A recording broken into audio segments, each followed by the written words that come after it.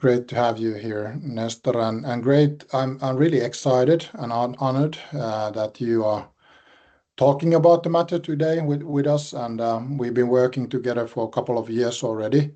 So I know the wealth of insight and understanding and knowledge that you have on this topic from various perspectives, from very sort of practical, hands-on type of experience to global governance type of questions. And it would be great if you could share a bit about your extensive background on risk management and foresight, so that we know that what is your angle, what is your personal sort of motivation to work on these topics, and how you ended up at OECD High-Level Risk Forum, and what is your current position there?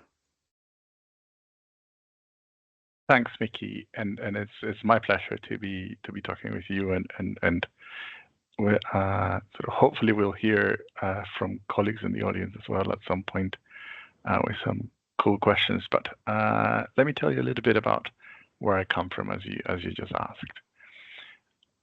I'm originally from Venezuela. I was born in Caracas, born and raised in Caracas, and all the way back then in 1999.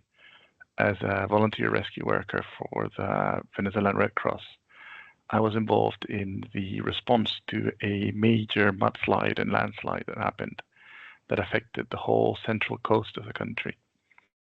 And at that point, I was at uni, and I was sort of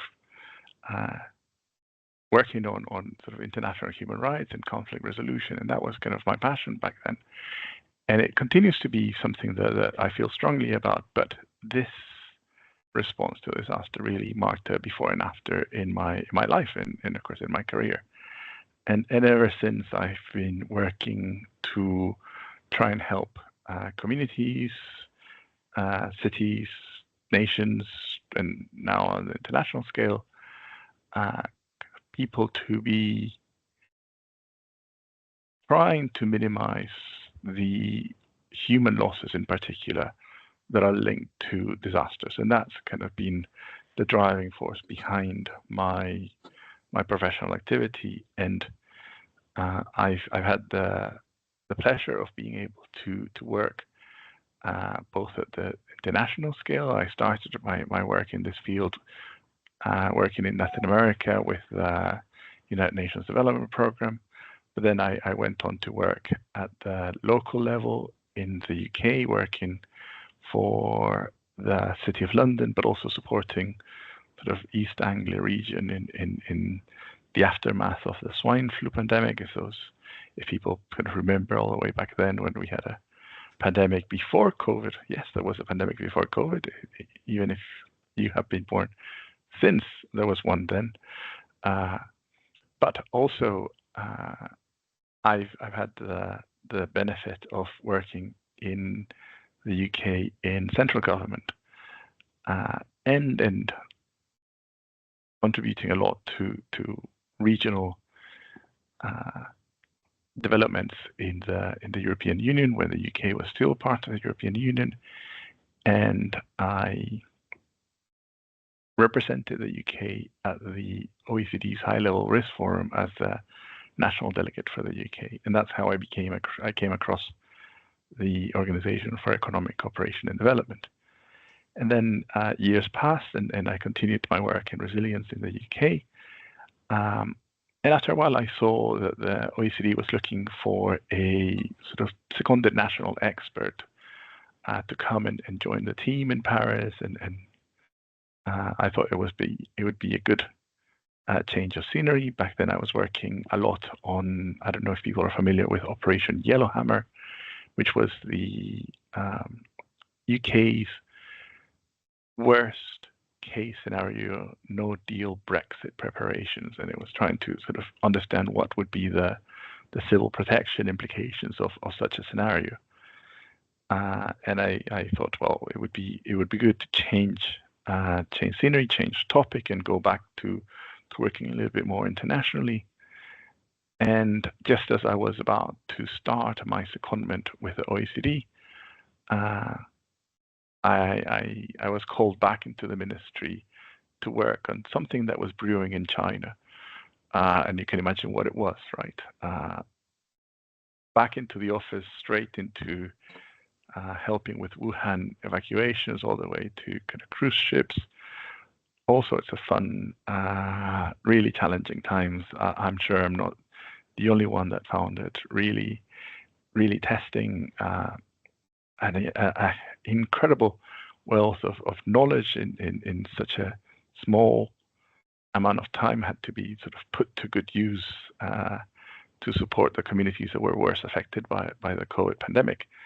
And then after the main initial waves of the pandemic, I was able to start a secondment with OECD, which about a year ago turned into a appointment as an official of the organization.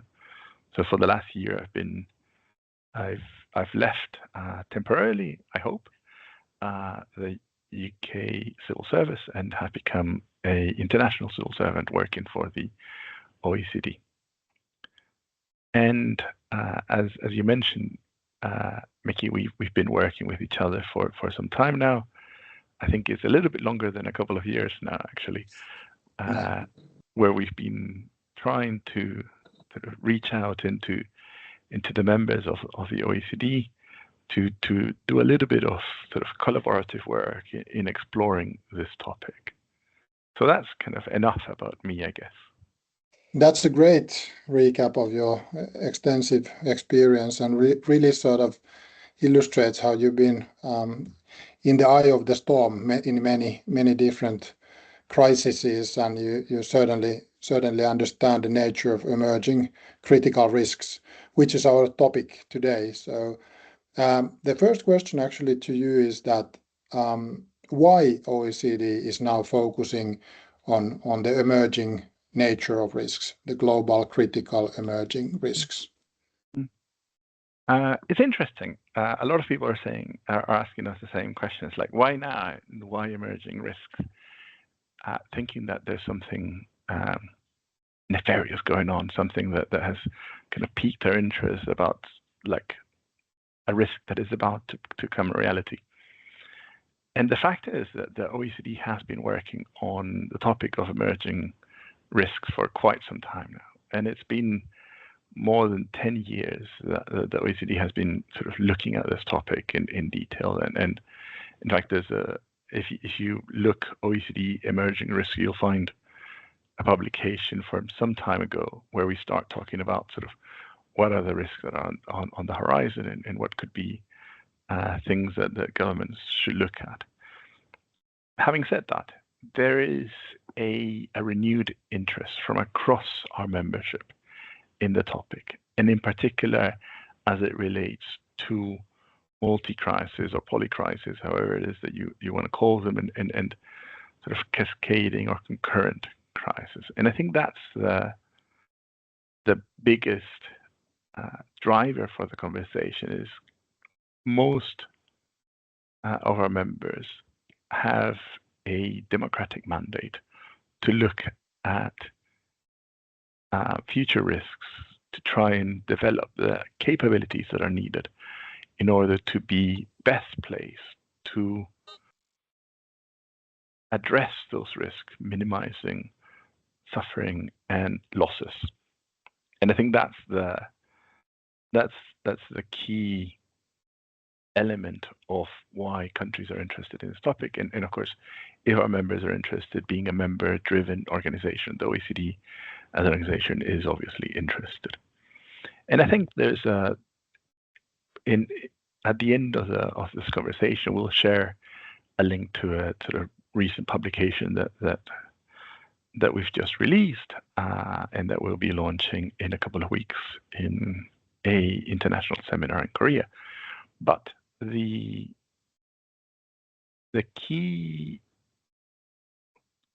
aspect that most of the countries that have, if you like, more mature systems for looking at emerging risks, the key feature of those systems is that they are really moving towards a anticipatory governance model, or a model that is trying to proactively position the national crisis management system in a place where it would be able to not just deal with the known risk, but also address and cope with the unknown or the new and the different. And I think that's really important, is sort of how to address these risks that might be coming into focus in quiet succession or out of the blue.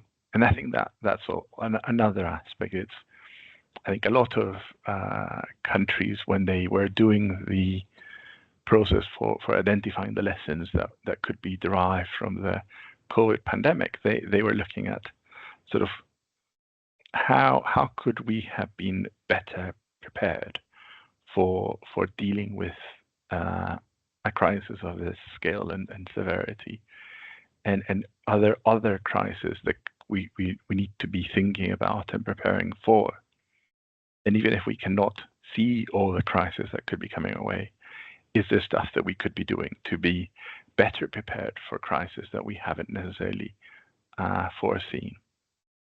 Absolutely, makes a lot of sense, and I guess that there's a lot of work with governments to move towards an anticipatory governance model, as if I'm reflecting some of the experiences from the government of Finland, where I've been working on security-related topics. Certainly, this sort of tradition of political decision-making has been trying to be evidence-based and science-based to the extent that there's available information and statistics and data gathered, and the orientation have been trying to understand what we already know about, and that's hard enough, to integrate into political decision making. But never mind the anticipatory, process, as the sources of information are multiple, and then there's of course so much sort of information layers that needs to be taken into account, and how do you manage that process and all the aspects of it. Certainly it's a challenge, and it's great that you are doing that work globally. And Miki, certainly, yeah. If I may, I think I'm very glad that you bring up the efforts of colleagues in Finland in the government, and I think here it would be very appropriate to give a shout out to colleagues in the National Emergency Supply Agency, because their thought leadership and their willingness to actually put resources to looking into the future and to looking at the unknown and the risks where we have perhaps not as much evidence as we would like to, or perhaps where the scientific consensus is not quite as mature as in other domains. I think their foresight and their willingness to put resources behind that endeavor is one of the main reasons why we've been able to actually collaborate with Inclus, and they have actually been behind supporting this collaboration from the start. And I think it really tells is really telling of an attitude of a system where resources are allocated to look at things that are perhaps not as sharply in focus as some other topics. That is so true, and we are grateful for the colleagues at the National Emergency Supply Agency, who are truly creating a lot of different kind of methods and tools and processes how to understand the future better, and them being the financer of this collaboration is a great thing for us and you as well. Certainly, looking at the sort of global environment, the question why do we need to look at global emerging risks seems sort of mundane, in the sense that if we look at the rapid pace of changing circumstances in technology and environmental situation, new political world order seems to be forging out, and nobody really knows what are the end sort of settings and consequences of that development, and that everybody more or less sort of understands that we have to move from list management to actual risk management. And what does sort of risk mean? If we are not talking about emerging risk, are we talking then about static risks? And if they're static, what is the level of uncertainty there? So I think that looking at the methodologies, how we can understand the emerging risk, is actually in the core of risk management practice itself to great extent. But before we go to the sort of actual examples, how we've been working together and what has been some of the outcomes, could you sort of explain and define what is a global critical emerging risk to start with? Thanks, Mickey. And here I'm gonna use something that we prepared earlier, of course.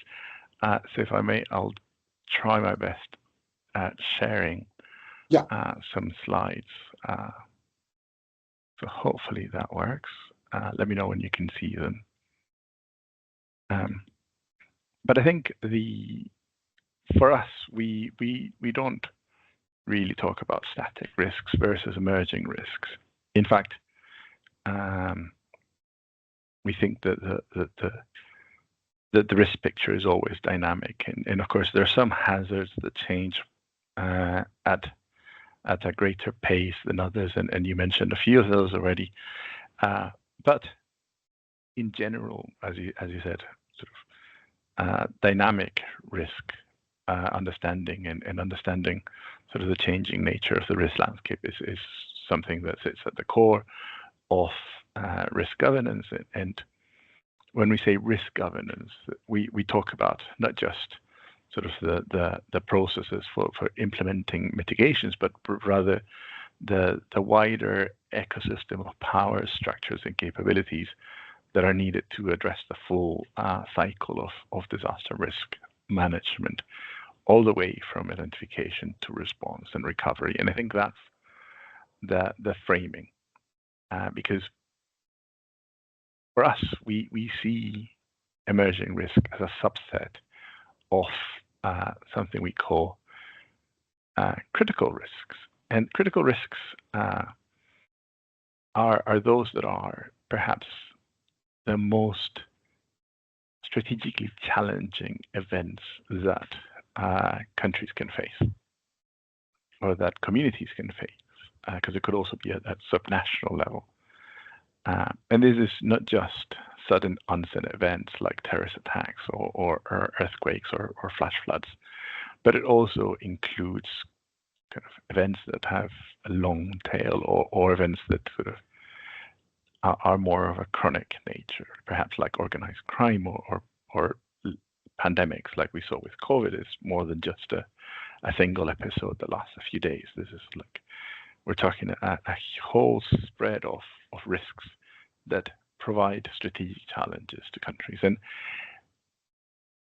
from that broader universe of critical risks, there are certain risks, and these are the ones that we call emerging, that are either new or that are taking place in an unfamiliar context that is different enough for our systems to require significant changes in order to address them. And I think that's the key two dimensions of emerging risk. So either the level of understanding of the risk themselves has big gaps, has big uncertainties, or our capabilities to deal with them because of the new ways in which the risks are manifesting are deemed really insufficient. So I think is that combination of gaps in the knowledge of or large uncertainties and the need for new capabilities or reinforced capabilities for dealing with them. That's really clear and sort of multifaceted definition of the emerging risks. Is there also sort of a time span aspect to this? Are we talking about things that can sort of evolve rapidly and coming at us with a high velocity, or what is that? I think aspect here? And as we go through the kind of risks that we've been looking at through our collaboration, you know as well as I do that Yeah. the breadth of risks is really wide, and Yeah. we have everything from risks that could be sort of coming into greater focus in a few decades or maybe even more, to risks that are really around the corner that could come at us much quicker. I think a perfect example is the lack of consensus around, for instance, what is the speed at which we could be facing significant biohazards linked to developments in synthetic biology and the crossover with artificial intelligence. And I think if you ask different experts, the answer that you would get, okay, so how quickly could we be seeing this risk materialize is very, very broad. But everyone seems to be sort of the opinion that it's within the next few decades. And I think that's, when it comes to risks of that scale, that's pretty soon, and that's coming at us quite rapidly, right? Certainly, yeah. And I think there are other risks which the environment has been moving so quickly that even as we've been doing the work, looking at the risks have come into greater focus. In particular, risk linked to uses and abuses of artificial intelligence for mis and disinformation, for example. That's something that we have witnessed happen in electoral context, even as we were doing the analysis, right? So I think it's a very, the range is quite wide. For some risks, the timescales also relate to how much time the system for addressing the risks needs. And I think that's one aspect of timeliness of the analysis. One is sort of, if you have to change what you are doing about the risks, how much time do you need for your system to adapt and change and put in place the controls that are required? If the time that you have before the risk manifests is shorter than your system needs to adapt, then you're in deep trouble. And I think that's one of the criteria for analysis, is really trying to understand the extent to which your system has to change. And we'll talk about it in a minute too. But the other criteria is what is the window of opportunity for changing course or mitigating the risk. I don't know if you have been following the scientific literature and discussions around mirror life, but if you haven't, I strongly encourage you to look at some of the articles that have been recently published on mirror life, including the proceedings of the latest meeting organized by the Institut Pasteur in Paris. And even though this is not a risk that is likely to manifest in the very near future, what is absolutely certain is that if we fail to have the right conversations now about this risk, we might miss a window of opportunity for taking mitigating actions. So it's not just about when the changes for dealing with risk can happen. It's not just about when the risk might manifest itself, but also it's about when do we need to take action to mitigate the risks, and when those windows of opportunity for anticipatory action might be closing. That's a great example. And if we think about sort of unintended consequences of technology at large on sort of, for example, hyper-realistic imaging, creating, deep fake crime and the likes, certainly the whole notion of unintended consequences, holds that idea in it that we don't know yet what are the unintended, because we have not necessarily foreseen those, and therefore we have not been able to sort of predict and prevent them from happening. Or maybe that's even sort of a taken negative effect of creating technology, that you just accept that it might have that negative use as well, and so that certainly all technologies can be utilized in positive and negative ways. And I think one of the things that has been quite useful in the conversation with members around emerging risks is most of the conversations that we've been having are with colleagues that are responsible for the systems for consequence management.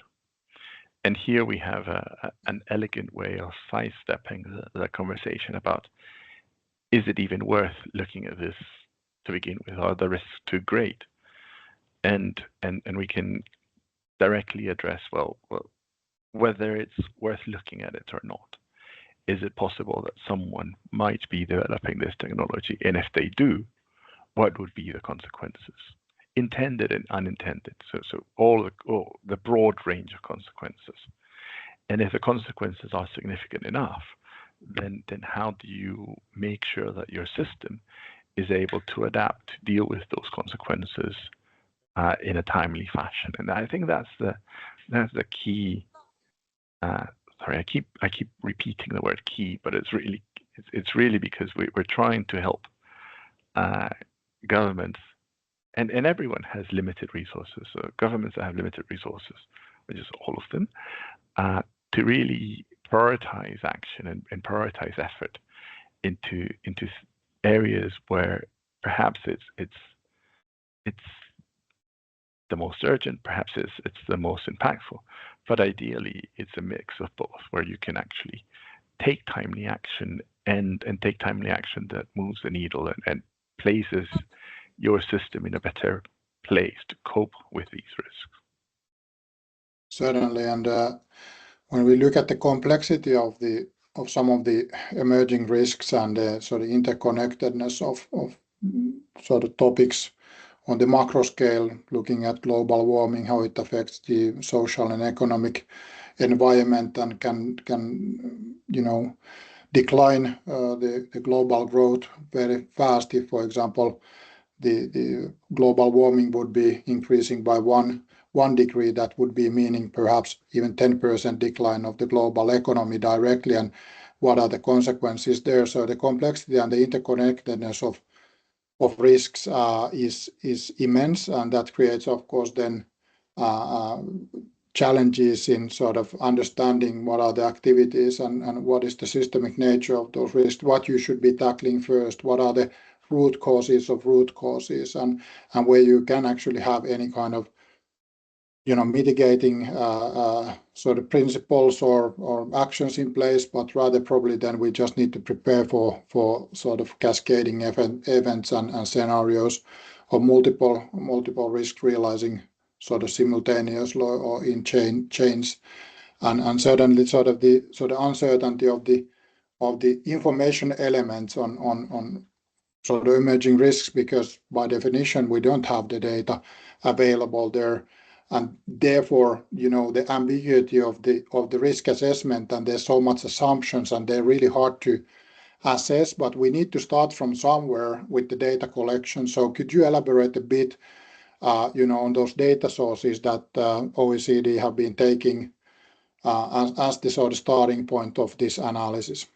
I think before I go there, I think I want to draw people's attention to the framework that we're using, and that countries are also using for managing emerging critical risks, and it's a 7-step process that we've developed with the countries, or actually the countries have developed, and that has been published not so long ago. It was only last year that it was published, and this 7-step process is trying to somehow systematically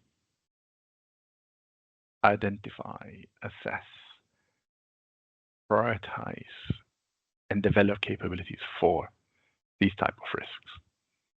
And part of the identification of emerging critical risks, which was where the sources that you mentioned have come in, was trying to see what is out there, what have repeatable institutions that do solid analysis have been publishing, and we looked at a number of kind of peer-reviewed publications, but also some sort of really landmark research that was done by, for instance, the Joint Research Centre of the European Commission, or by the RAND Corporation in the US, the Global Assessment of Risks by the World Economic Forum analysis is also sort of a source that we've been looking at for sort of insights into how the global community see what are the risks that are emerging. But also there's been some specific research done by the UN Office for Disaster Risk Reduction in this space. And when we looked at these sources, one of the things that we realized was that there's a huge wealth of information on the scale of these risks and the type of risks that we could be facing. And at the same time, we found ourselves in a situation where most of the sources we were looking at were coming from English-speaking publications. So there were most of them, if not all of them, written in English, even if they were written by the collective effort of multiple countries, like and international organizations, like the case of the analysis done by the UN Office for Disaster Risk Reduction. These were still sort of English language publications, and mostly coming from North America or Europe. And we explicitly, as part of this collaboration with Inclus, we're looking at how can we broaden the sources that we're using to include sources that are written in other languages. How can we look, for instance, at, and here I'm just going to pick a few of the languages spoken by the OECD members, but like how can we pick sources written in Spanish, in French, in Korean, in Japanese, in order to complement these English language sources and see if perhaps there are there's some geographical diversity that could complement the risk identified, so that we can look at more than just the aspects or the risks that Europe and North America are looking at. And I think that was a really interesting exercise on its own, right? Is how do you purposefully look at sources that are beyond the ones that you would normally consume? And here, I think a few years back, without the current developments on machine translation, it would have been very hard to do so, right? And it would have been very expensive to do so, trying to sort of pay for translators to sort of shape the queries and then translate the sources that are found in order to be able to use them. I think being able to use machine translation has been a game changer in that sense, in that it's opened up a whole other set of sources that we would have not normally looked at if we were just doing a literature review in English. And I think that was really interesting. Being able to do that now was perhaps one of the key benefits of leveraging that technology that is now available to us. Certainly, AI is great as in this case, as it can translate from multiple languages simultaneously. Then it can extract the correct information and then summarize all that information into another language.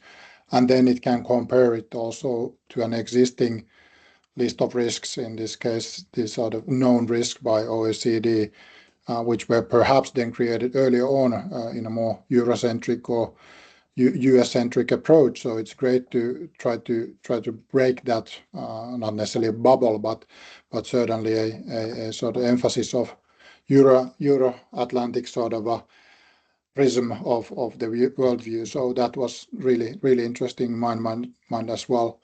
And in a sense, we're trying to expand the, if you like, the Johari window where you have the known unknowns, known knowns, unknown unknowns, and unknown knowns. And I think we're trying to expand that bucket of known unknowns. What are the things that we know we need to be understanding better, that we need to be that we have sort of large uncertainties around, and when you're trying to do that in a kind of global way, you really should be looking at sort of global sources and a geographically diverse enough set of sources to enable you to really do so. And I think that's, as you said, precisely one of the things that was really useful for that first step. Yeah, absolutely. And one framework that I would like to raise here also, if it's not familiar to all the participants here, but there's a fairly fresh ISO standard from 2 years ago, specifically looking at emerging risks, ISO 31050, and it's outlining the traditional risk management process used by or explained in the 31000 standard or framework rather. But then it adds the sort of cycle of risk intelligence into the typical risk identification assessment management process, which is to some extent sort of perhaps adhere or modified approach from that one. But would you like to say a couple of words about that standard, as you've been also working on it? I think the standard, as I said, I haven't been part of the ISO committee that developed the standard myself. So I don't think it would be necessarily that appropriate for me to say much about sort of the standard development process for this particular standard. But I think one of the things that is really important, and here the guiding principle of ISO standards is very much present in not just ISO standards, but in sort of how international organizations and countries devise management systems. And here it's a kind of plan, do, check, act model. And I think that's really useful, and it's one of the things that really talks about sort of the process being a cycle where you sort of through iteration can implement a sort of self-reinforcing system that can kind of fine-tune and get better as it goes through. And I think here in the OECD framework, we've also employed a similar model, which is sort of by trying to identify those areas that need changes and then implementing those changes and then following through on the status of implementation and repeating the exercise and going through another iteration, then you hopefully achieve a self-reinforcing system that can sort of move not just at the pace of your knowledge creation, but also sort of keep up with the changing nature of the risk that you're looking at. Certainly. Could you give a sort of quick glimpse into the process itself and some of the outcomes of the work so far? And just want to note to the participants that Nestor is sharing some of the content that will be published later on. So some of this bit will be actually so taken out from the last edit that we will publish, because we will of course want to be sure that the final publication then is sort of finalized and approved before it's published. But if you could share a bit on the process, that would be really nice. Yeah, and hopefully you can see it on screen. And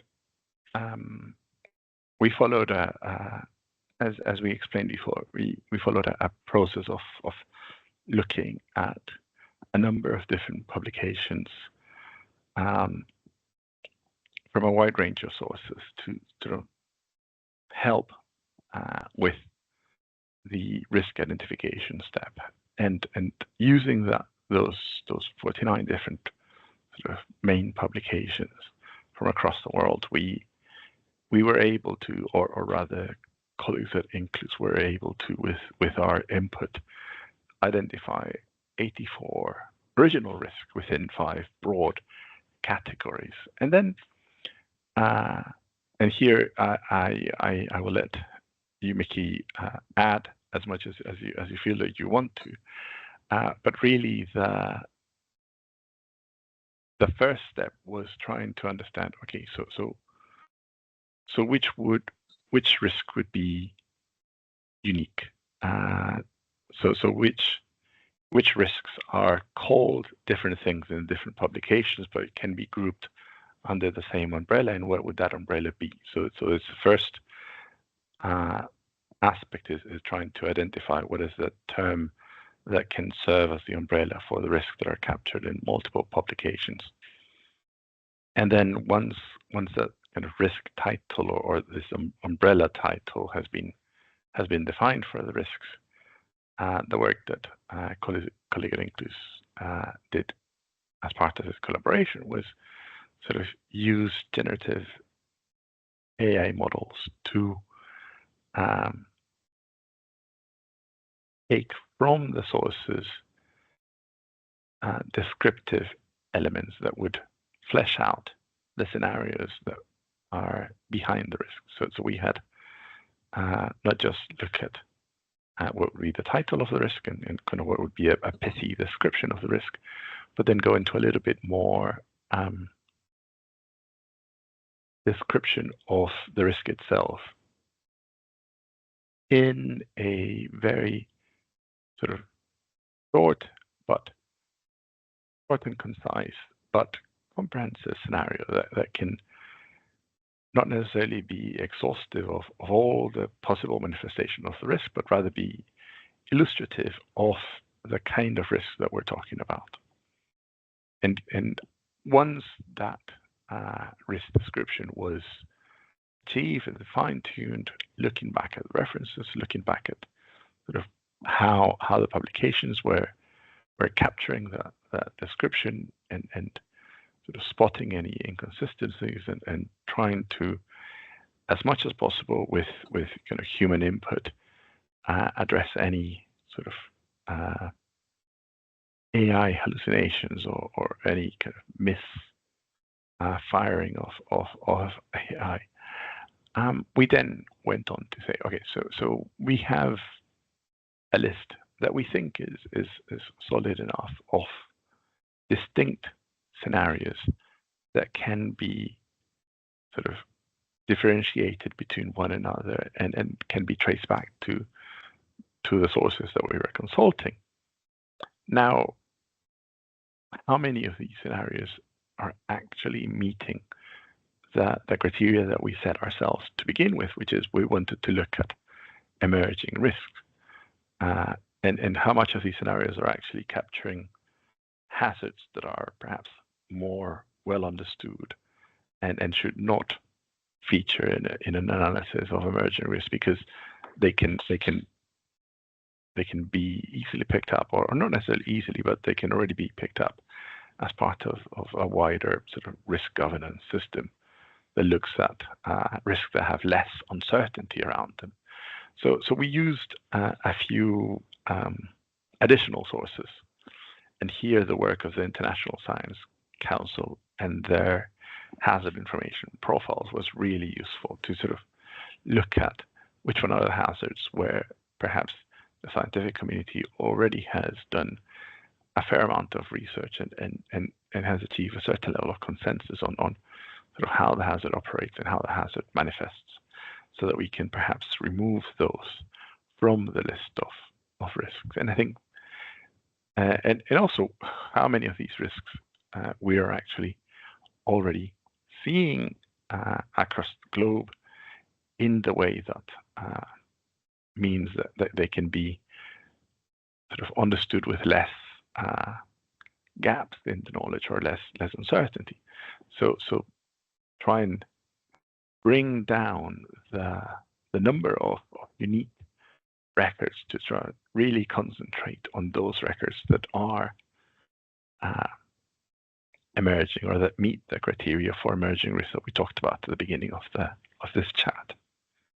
And lastly, part of this collaboration, and well, not, I say lastly, but there's one last step beyond that, but was for Inclus to then task the large language model to come up with scores on 3 key dimensions. And here we have sort of 2 dimensions that are probably better understood by most people as the kind of likelihood and impact dimensions, and these are fairly straightforward. Is like looking at different sources, how likely is it according to the sources that we could see this risk happening in the next 5 to 20 years, right?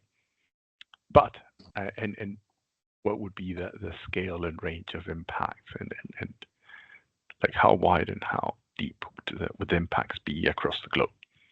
But then we task the AI to look at one extra dimension, and I might come back to this slide.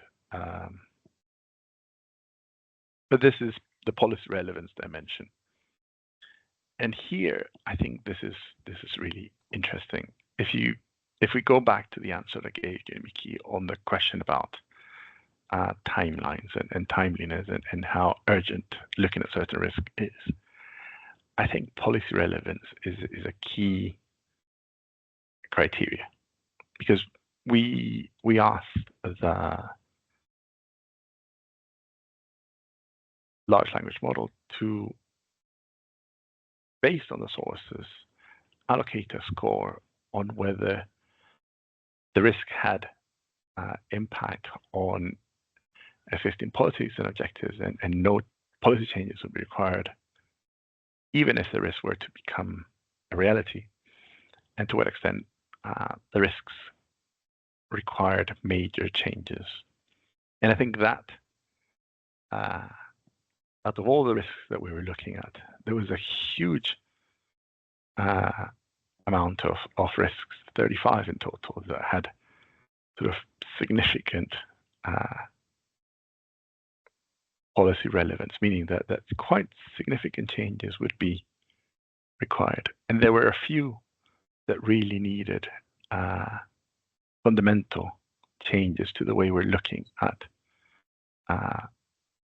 the risk mitigation landscape and consequent management landscape for this risk. And you can see them on the screen, right? But I think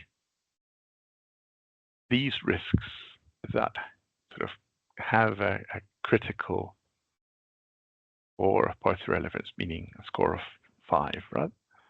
I think probably are the ones where being able to kickstart the changes and understanding the time scale needed for the changes required is really, really important. And we've already started speaking to our community of policymakers across OECD member countries, and kind of how do we unpack this risk? How do we go a little bit under the bonnet and look at these risks in more detail?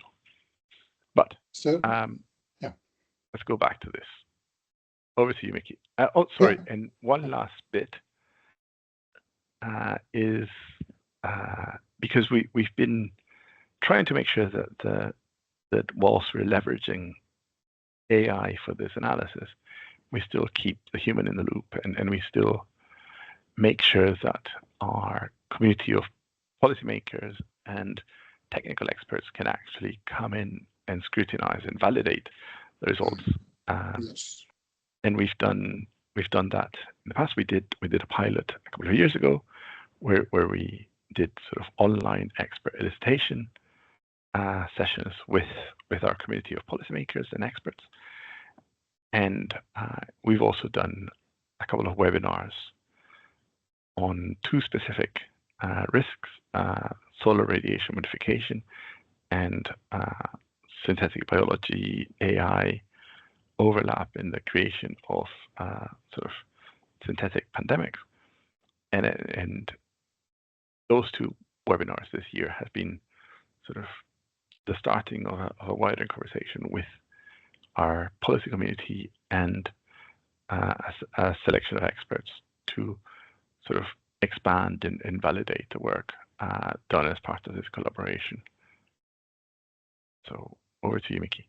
Truly, and one of the sort of interesting methodological takeaways from this process to me is that when we are talking about complex or ambiguous to some extent risks, like you said, it's one thing to explain the sort of potential root causes of that risk, but then again, because of the consequences, also multiple, to create a sensible and narrative-like scenario description as an addition to the sort of causes description.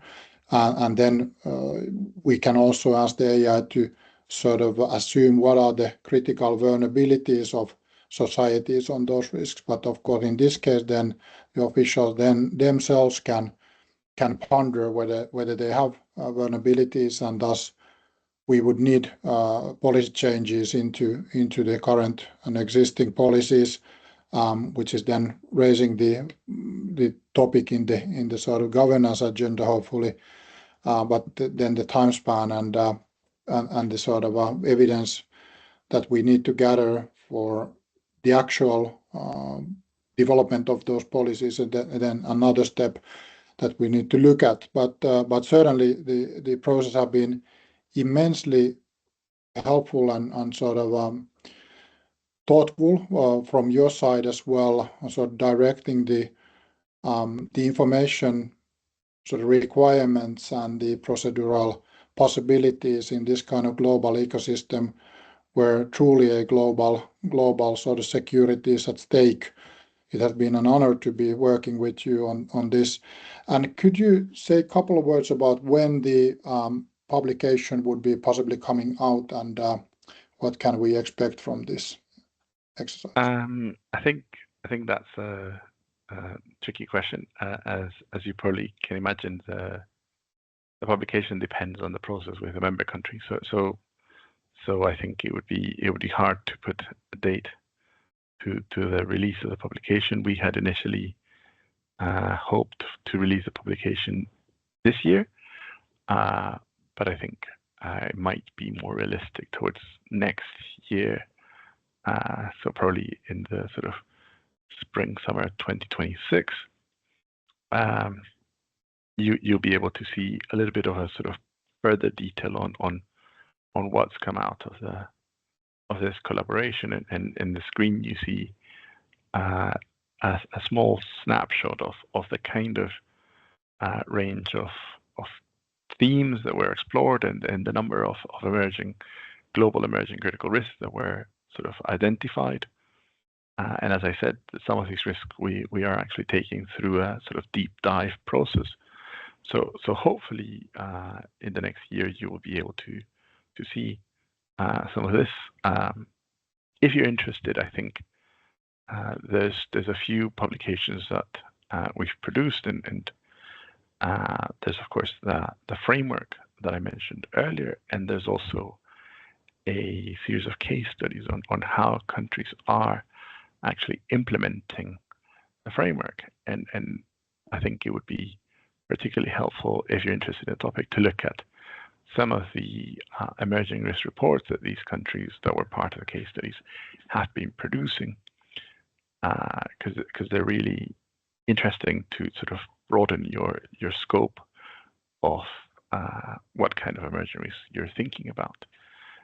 In particular, the work of the National Disaster Management Research Institute in Korea and their center they created for looking specifically at critical emerging risk would be a good source of reading if you're interested in the topic more widely. Truly great closing words, and we hope that we can get you perhaps back to another webinar when we get the publication out someday. But thank you so much, Nestor, for joining us, and thank you everybody for listening in, and we'll be sending out the reduced webinar recording to our website and to you all and please do share it if you want to your colleagues.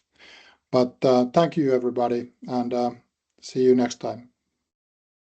Indeed. Thank you. Thank you, Nestor. Thank you.